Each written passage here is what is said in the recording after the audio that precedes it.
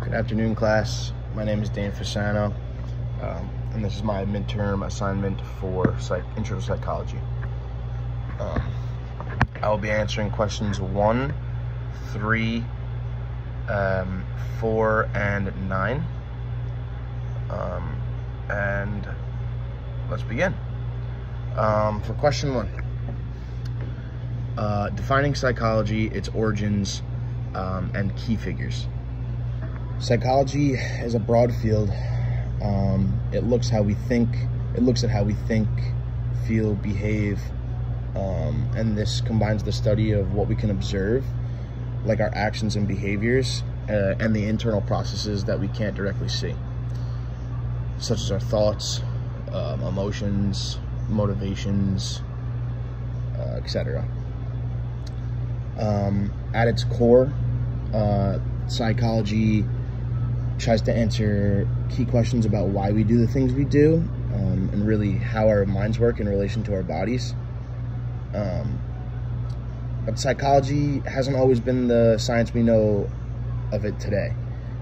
In fact, its roots came from philosophy, where thinkers like Aristotle and Descartes pondered the nature of the human mind. And for a long time, understanding behavior and the mind was based on speculation, not experiments or any type of data or research. And it actually wasn't until the late 1800s that psychology officially became a science, and this shift was largely thanks to William Wundt, a German psychologist often called the father of psychology. Wundt, he made history. He opened the first scientific laboratory dedicated to psychology. This was in Leipzig, Germany, in 1879. And what Wundt was trying to do was move away from psychological speculation. He wanted to create a more structured, experimental, and researched approach to studying the mind. He really believed that psychology should have been studied through measurable and observable methods, just like other sciences like biology or chemistry. Wundt was particularly interested in studying consciousness. Consciousness is our awareness of ourselves and the world around us. He used experiments that focused on things like reaction times to understand how quickly people process information. His approach was revolutionary at the time because it introduced the idea that we could study mental processes in like a systematic way, a more methodical way. Around the same time, across the Atlantic, another major figure in psychology was making waves: William James. He's often considered the father of American psychology, and is best known for developing a perspective called functionalism. Functionalism works a little bit differently than Wundt's approach, because instead of focusing on the individual parts of the mind, like breaking down thoughts into smaller elements, James was more interested in how mental processes could help people function and adapt to their environment. He wanted to understand the way we feel and why the way we do, especially in relation to survival and practical life changes. Disclaimer, I'm at work, so sorry about that. To continue into William James, William James was highly influential, and I was about to say part reason, primarily through his book Principles of Psychology. Was published in 1890, and his ideas about mental processes would go on to shape and help build surrounding areas like education, mental health, behavioral sciences, and so on. So while Wundt laid the groundwork for experimental psychology, James really broadened the field in emphasizing the practical implications of it all and real world scenarios. So yeah. Moving on to question 2, I will be answering question 3, the scientific method in psychology. The scientific method is essential to psychology because it provides us with a structured way to investigate questions rather than just relying on assumptions or speculation like what we were talking about before. The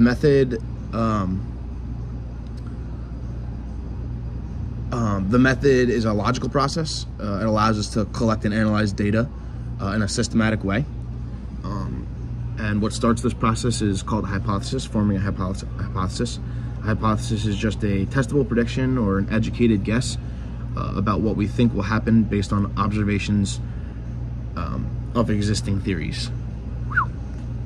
For instance, if a psychologist wanted to understand a link between concentration and sleep, they might hypothesize that somebody that were to get more sleep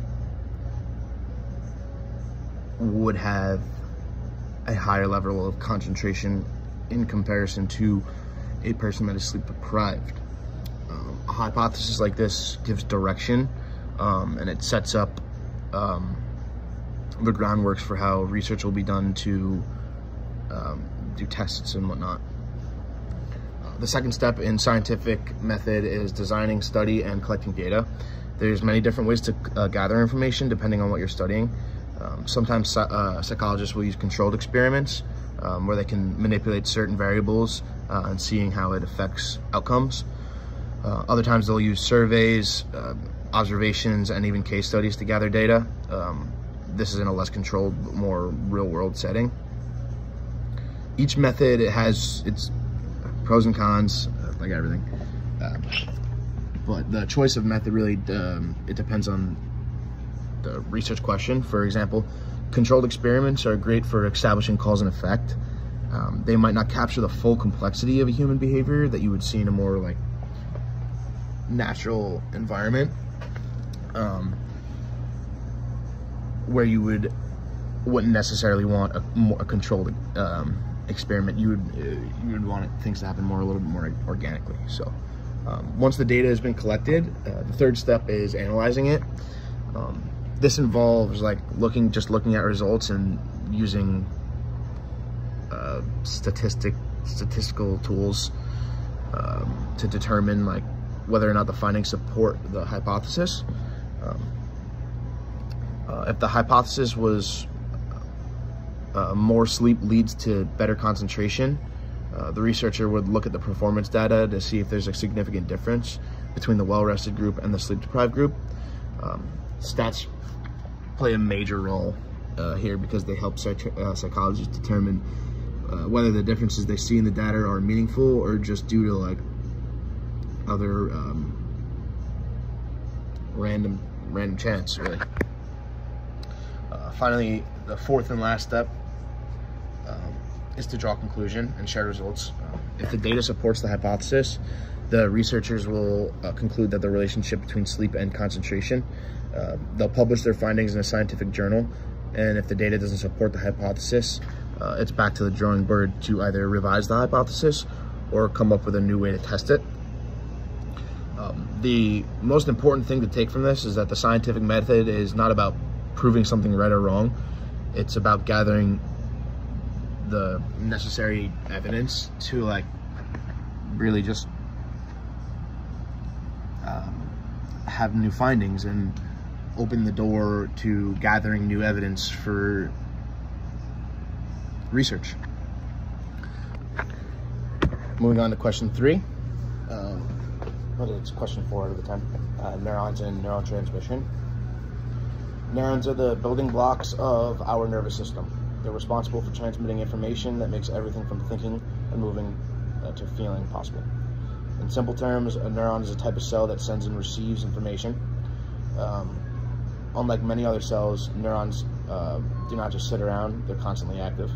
They fire off signals to communicate with the other neurons, muscles, and glands in the body.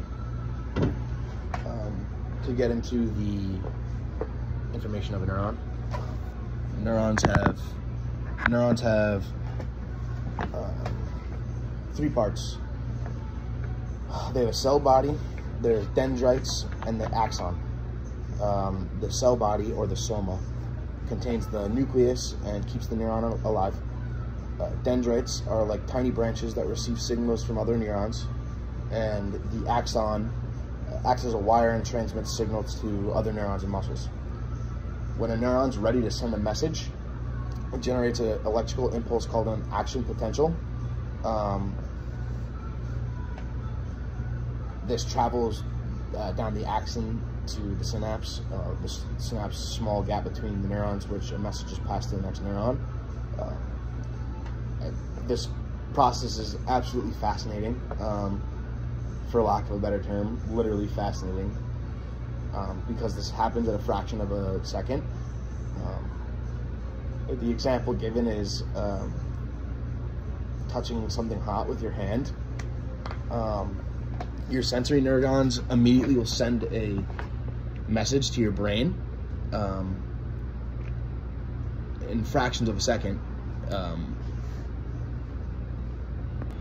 When you touch something hot, your sensory neurons send a message back to your motor neurons, telling your muscles to pull away in a fraction of a second. Absolutely fascinating. There are 3 types of main neurons in the body: motor neurons, sensory neurons, and interneurons. The function of these 3 neurons are different. So let's start with motor neurons. Motor neurons tell your muscles to react. They're quite literally responsible for just motor skills. Moving into sensory neurons. Sensory neurons carry information from senses, like sight, sound, smell, to the brain. And interneurons act as connectors between sensory and motor neurons. They process information and coordinate responses. An action potential. An action potential is triggered when a neuron receives enough input to exceed a certain threshold, causing an electrical charge to travel down its axon. When the action potential reaches the end of its axon, it triggers the release of chemicals called neurotransmitters into the synapse. These neurotransmitters then cross the synapse and bind to receptor sites on receiving neuron, passing the signal along. One well-known transmitter is called dopamine. Dopamine has a key role in regulating mood, emotion, and motivation. For example, dopamine is released when we do something pleasurable, like eating our favorite food or achieving a goal. It's also involved in other important functions like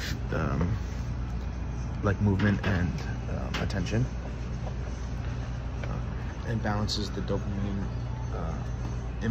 dopamine levels can lead to issues like depression, schizophrenia, or Parkinson's disease.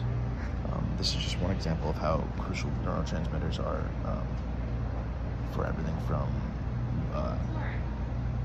mood regulation to bodily control.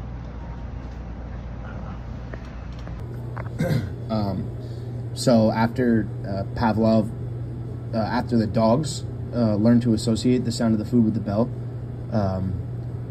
it led to development of key concepts in classical conditioning. One of those is acquisition. This is the initial stage of learning where the conditioned response is established.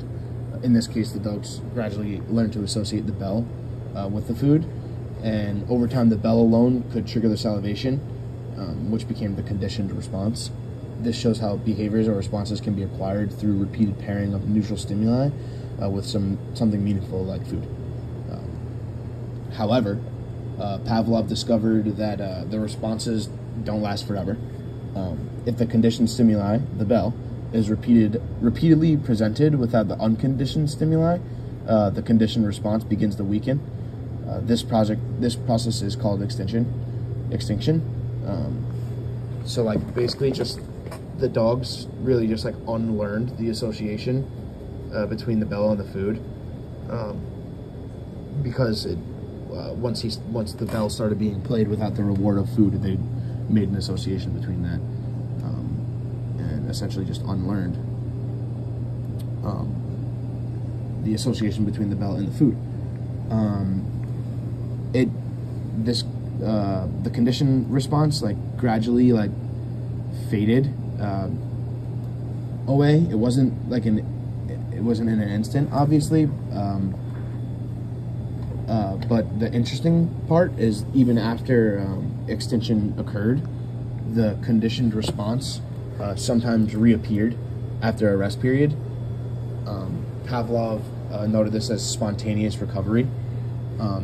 In his experiments, after a break where the bell hadn't rung for a while, the dogs would occasionally still salivate even when the bell was rung again, even if the response wasn't as strong before. This suggested that the learned association wasn't completely forgotten. It was just suppressed. And the spontaneous recovery highlights how powerful conditioning can be, and how even after learned behavior seems to be extinguished, it can reemerge under the right conditions. Pavlov also explored the idea of generalization and discrimination. Generalization would occur when the conditioned response is triggered by a stimuli that are similar to the original conditioned stimuli. For instance, if Pavlov's dogs started to salivate, not just like at the sound of the bell, but also at the sound of a similar tone or pitch, that would be generalization. It showed that like the learned behaviors transferred like to other similar stimuli. And on the other hand, discrimination was the ability to distinguish like between the conditioned stimuli and other stimuli that don't signal the conditioned stimuli. In this case, the dogs only salivated at the sound of the specific bell and not at similar tones. They would be showing discrimination. This is important because it shows that organisms can learn to respond differently to various stimuli depending on their experiences. And finally, one of the most significant contributions Pavlov made was laying the foundation for understanding behavioral therapy and learning theories. His findings were applied throughout history to help like people overcome like fears and phobias through basically just like techniques like systematic desensitization. For example, if somebody had a phobia of dogs, a therapist might gradually expose them to dogs in a controlled environment, pairing that exposure with something positive, like relaxation techniques and such. Over time, like the dogs in Pavlov's experiment, the person like began to associate calm feelings with dogs, and much like Pavlov's dogs learned to basically like recondition their thought on it due to associating it with another thing. Like the analogy is the dogs hearing the bell and the human associate like the analogy is the dogs associating the bell with the food and the human associating calming and relaxing things with dogs. Overall, Pavlov's research was just classic in conditioning. It was groundbreaking because it really showed that like learning could genuinely be studied and controlled in a scientific and methodical way. His work had a lasting impact not only to psychology but in a plethora of fields, like I mentioned before: education, therapy, even like business and marketing, where classical like conditioning is used to. It's now used in marketing and business to create association between products and emotion. So not only was Pavlov influential in developing how just people use this information, it really affected the world as a whole. We see it in plenty of places. Like business is the biggest example for me. Like the fact that it can be used in business is very influential. So yeah, that's my midterm. There's my 4 questions to answer, and again, if there's anything I can touch on better, if there's anything I could improve on during the video, feel free to leave a comment below. I really would appreciate the positive feedback. Thank you again, and have a good weekend.